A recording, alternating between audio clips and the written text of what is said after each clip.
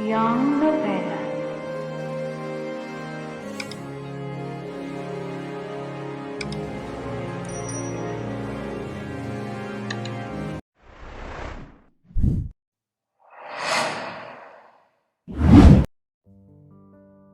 Tumakbo palabas na ang babae, ngunit nagmamadali ring nagbihis si Anthony at sumunod sa babaeng umiiyak. Naiwan ako umiiyak, hindi man lamang ako tinapunan ng tingin. Ganun na lamang ba ang trato niya sa akin? Isang basura na lamang na itatapon pagkatapos gamitin. Umupo ako sa kama, tinakpan ko ang aking mukha gamit ang dalawa kong palad. Iha, Andrea, tinig din doon niya Imelda ang aking narinig at hinihimas nito ang aking likod. Tinignan ko ang mukha niya na may bahid ng pag-alala. Sorry po, Doña Imelda. Nakuha kong sambit. Hiyang-hiya ako ngayon sa ginang. Huwag kang mag-alala. Pananagutan ng aking anak ang nangyari sa inyo.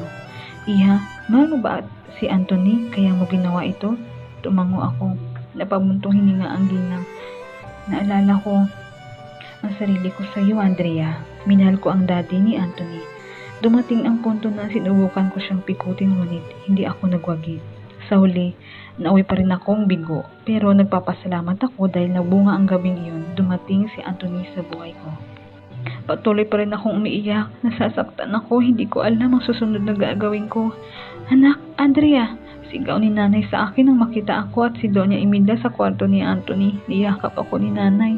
Nay, patawarin niyo po ako. Umuwi na tayo, Andrea.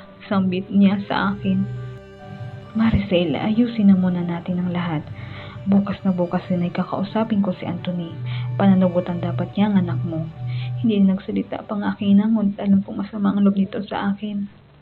Sa ngayon ay matulog na muna tayo, pero bukas na bukas din ay kakausapin ko kayo.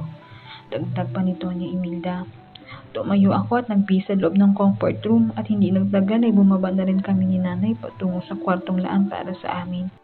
Andrea, anong ginagawa mo, anak? Ba't hinayaan mo na may mangyari sa inyo ni Senyorito? Nay, mahal ko po siya. Anak naman, gumising ka nga.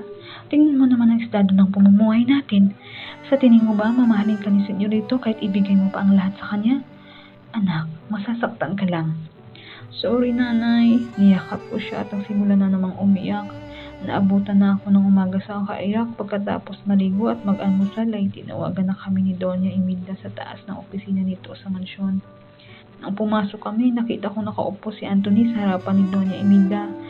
Magulo ang buhok nito, kagaya ko ay hindi rin ata itong nakatulog ng mabuti.